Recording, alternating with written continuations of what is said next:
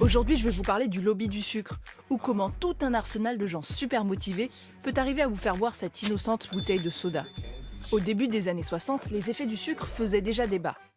La Fondation pour la recherche sur le sucre, un lobby américain, décide alors de payer 3 nutritionnistes d'Harvard, l'équivalent de 40 000 € actuels.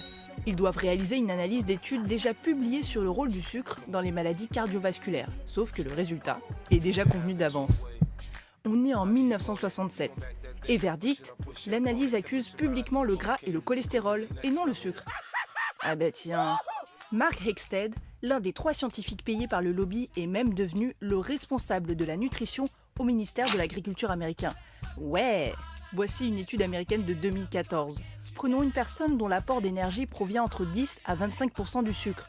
Et bien cette personne a 30% de risque en plus d'avoir une maladie du cœur, par rapport à une personne dont l'apport en sucre est inférieur à 10%. À force de voir de jeunes patients obèses, Robert Lustig, un endocrinologue américain, a décidé de faire la guerre à cette denrée. Je ne suis pas contre les gens qui gagnent de l'argent. Je suis contre ceux qui en gagnent en empoisonnant les autres. C'est ce qu'a fait l'industrie du tabac et c'est ce que fait l'industrie agroalimentaire aujourd'hui.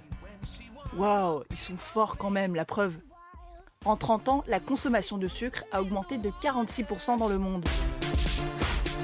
C'est pas qu'on met plus de sucre dans notre café, c'est qu'il est partout.